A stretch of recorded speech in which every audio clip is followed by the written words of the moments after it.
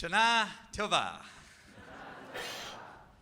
How wonderful it is to see you, how special it is for us to be together. I've said throughout this, I look out and I see my friends and my family, my community. Each and every one of you is important to me and to our community. My talk today is called Loving Our Neighbors as Ourselves.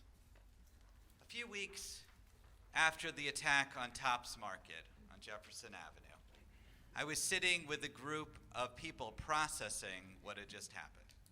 Most of us talked about how sad it had made us feel, how angry, how awful that such things could happen right here in our own community. But one person, a young mother, said something that shocked me. She said, "To be honest, what happened over there seems very far away. While I have lived here my whole life, that is not a place I visit.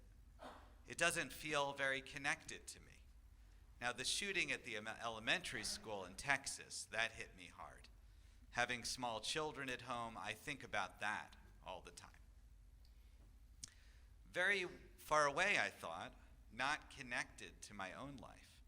While I knew she was just being honest about how she felt, her honesty revealed just how very divided our community really is. When I first moved here, I would hear over and over again people not wanting to attend different events because they were quote-unquote downtown. It was curious to me how a 20-minute drive could be out of the way, but I didn't think much more about it. Over the past 5 months, I have been thinking a lot more about it. Maybe it was never really about downtown, but about something else, something harder to discuss and to even name. As the national media reminded us in May, Buffalo is the 6th most racially segregated city in the country. More than this, according to statistics, and I had to track this statistic down, but it is an actual statistic. On any given day, 90% of whites in this area never have a meaningful encounter with a person of color, and 90% of blacks never have a meaningful encounter with someone who is white. Just take that in for a second. I quickly came to realize that we don't have a neighborhood problem in Western New York, as in Buffalo's east side. We have a neighbor problem. As a self-proclaimed city of good neighbors, we have a long way to go to fully realize our goal. To help us out, I would like to share a story of one of our synagogue's neighbors, who up until his death in December of 2019, lived just down the street from us in Snyder with his wife, Catalin. Tibor Baranski, or Uncle Tibor, as he was known to his family and friends, was a quiet man with big, fluffy eyebrows. I mean, really big ones. And he had a tuft of white hair in the back. A patent lawyer, he always dressed in a jacket and neatly pressed pants. He was fluent in 5 languages: his native Hungarian, German, Latin, English, and even a little Hebrew. Still, he had a way of making everyone feel included, with a self-effacing sense of humor and a hearty laugh. A devout Catholic, he prayed the rosary several times a day, attended services every Sunday at Christ the King, and always blessed his ancestors whenever he passed by a cemetery. A loving husband, father, and grandfather, Tibor Baranski was a model citizen and a wonderful neighbor. What you never would have guessed in interacting with him is that a lifetime ago, he was one of the rare individuals who actually had an opportunity to fully realize the words that we will read later today in the Torah from Leviticus 19:18. V'ahavta l'reacha chamocha. Love your neighbor as yourself. The neighbors in this case were the Xerxes family, a Jewish family that owned a factory by his family home in Budapest. He, his parents, grandparents, aunts, and uncles lived in a part of Budapest that was very integrated, Jew and Gentile living side by side. In his class in grammar school, about 1/5 of the students were Jewish. His aunt and Mrs. Xerxes were good friends. She was a constant presence in the Baranski household, and Tibor was a regular in the Xerxes household. It was in the spring of 1944, and Germany had just occupied Hungary. Tibor Baranski was 22 years old. Just to take that in, he was 22. Everything that follows, that's part of what makes it amazing. Even at that age, he understood the stakes, rushing back to Budapest from his seminary in Yugoslavia to help in any way he could. His studies to become a priest could wait. Immediately, he was given a task. Go to the Papal Nuncio, the Vatican's chief emissary, and ask for letters of protection for his Jewish neighbors. The local Vatican representative, a man by the name of Angelo Ratto, was an imposing figure that very few people would approach directly. But this did not dissuade Tibor Baranski. This is someone who at the age of 15 had written directly to the Prime Minister of Hungary complaining about policies. That was an absolute no-no for anyone, let alone a teenager there. So weaving his way through the long line of people waiting for visas outside the Papal Nuncio residence, Baranski barged right into the building and over to Ratto's door. One can only imagine the surprise of one of the most respected figures in the entire Catholic Church to see this young seminarian demanding papers for his neighbors.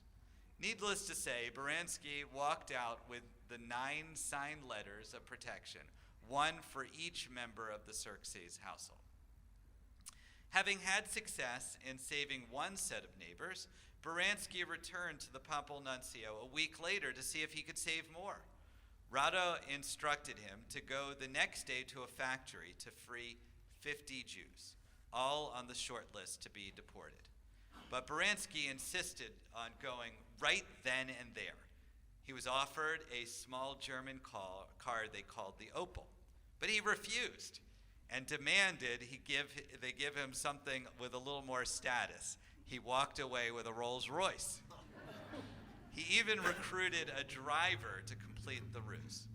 So there he was, a few hours later, threatening to crash into the gates of the factory if they were not opened immediately. After much conversation, the SS guards finally complied and offered to take him to where the Jews were being held. Dismissing their suggestion, he marched right through the factory himself. And he found not 50, but 2,000 Jews huddled together.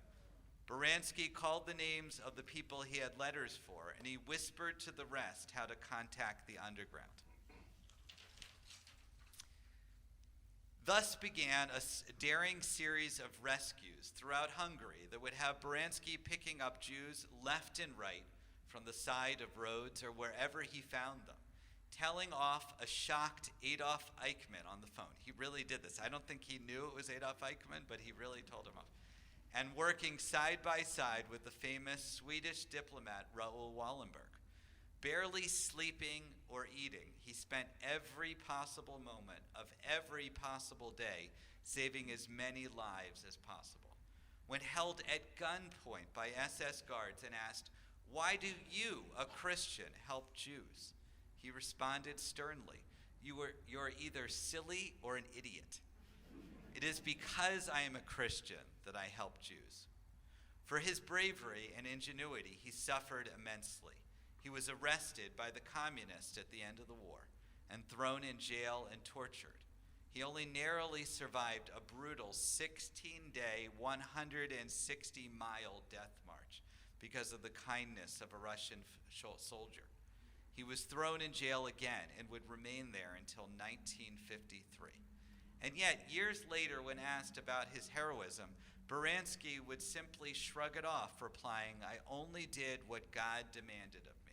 I'm only a useless servant."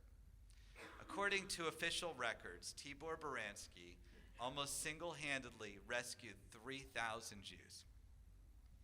But that doesn't tell the full story, because based on the amount of food that he was supplying to the various safe houses, the numbers are likely about 3 to 4 times as high. All of this every single life that he saved was because of his desire to help his neighbors.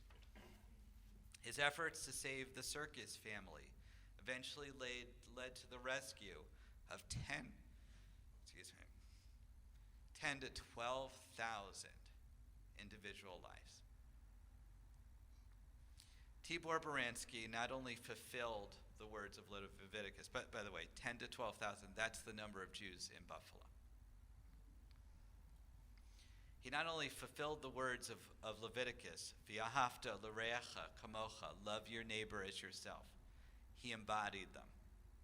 He understood the command to love, V'ahavta, to go beyond mere affection and to extend so far as to do anything and everything on their behalf. He understood kamocha as yourself, to extend so far as to put his own risk to save others. And he understood re'echa, neighbor, to go well beyond his actual neighbor and neighborhood, to extend to anyone, everyone, even remotely connected to his neighbors. If you listen closely to Tibor Baranski's story, you will notice the impetus that gave him the strength and courage to do what he did. Hungary as a country was a German ally. Most Hungarians lived in different neighborhoods than their fellow Jews. The Baranski family, on the other hand, lived side by side with Jews, seeing us as equals and not enemies. This, sadly, is not the case when it comes to blacks here in Buffalo. Here, there are clear dividing lines between people with darker skin and people with white. This fact is not unique to Western New York, but true across most of the United States. It is not a Buffalo problem, but a systemic societal one. I know this because I have lived it. As many of you know, I grew up in the inner city of Philadelphia and went to school at a suburban Jewish day school.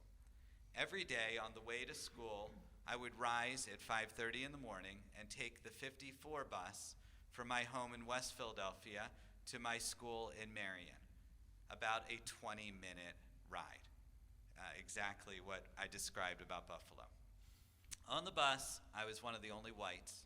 In my high school, I was one of the only kids from the city. In this way, I saw the world had two parts, white and black, privileged, deprived, haves and have-nots.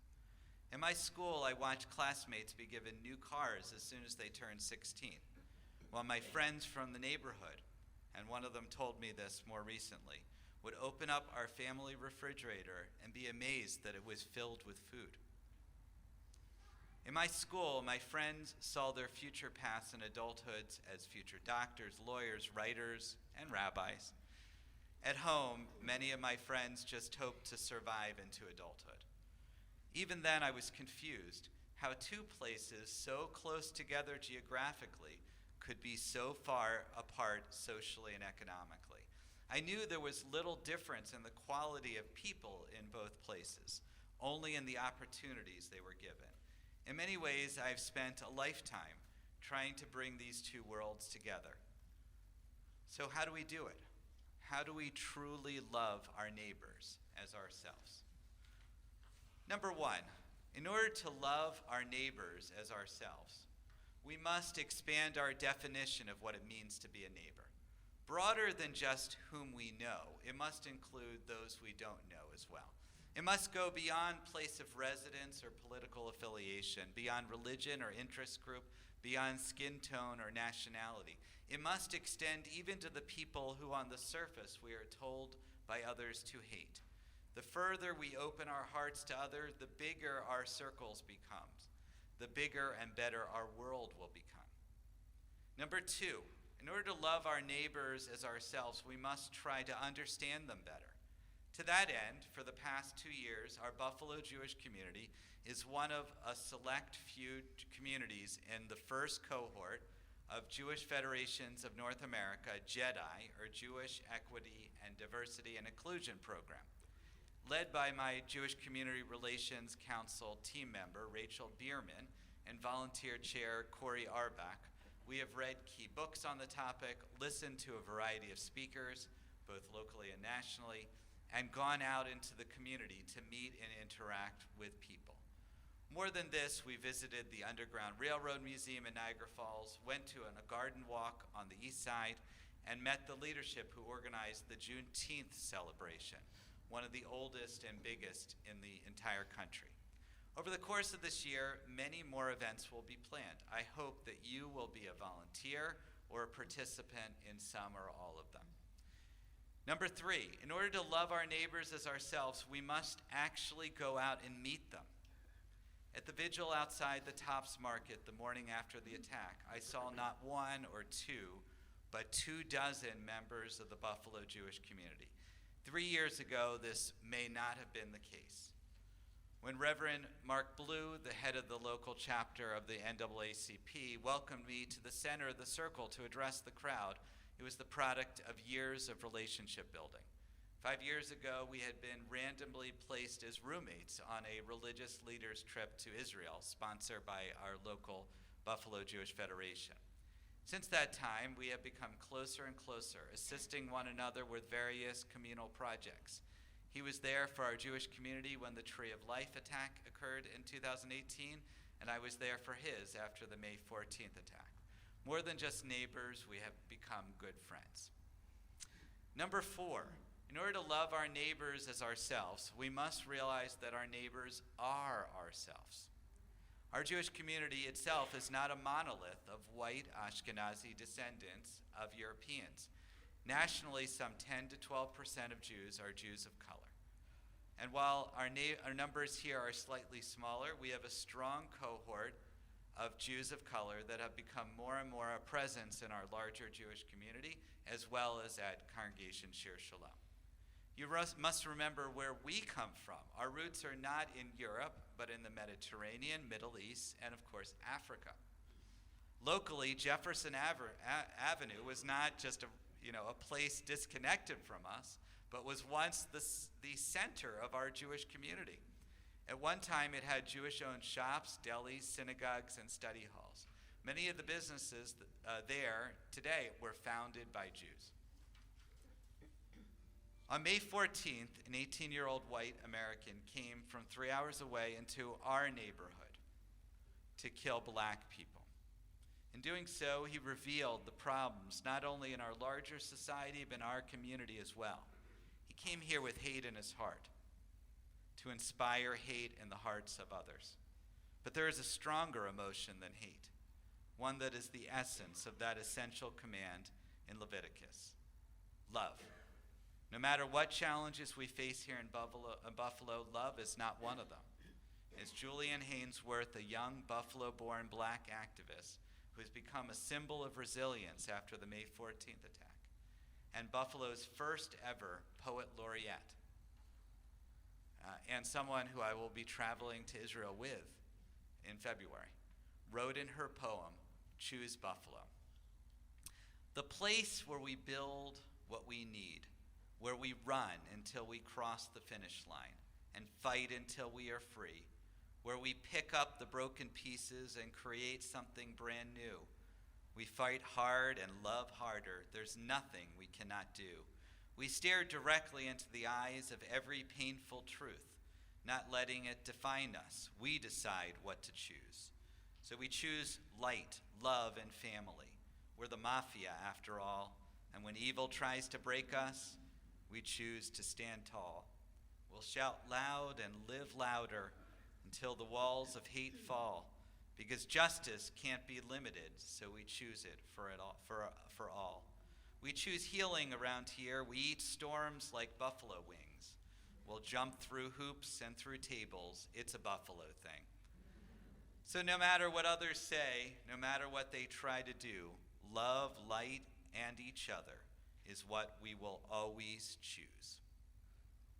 A few weeks ago at Forest Lawn Cemetery, only a mile from where the May 14th attack occurred, we dedicated a monument to Tibor and his wife, Catalin.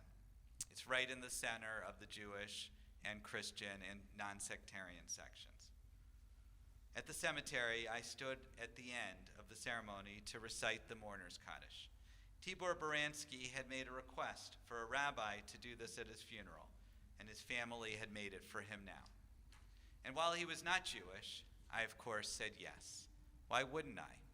It was, after all, the neighborly thing to do. a Gamar Chatima Tova. May you be written and sealed in the book of a life well lived.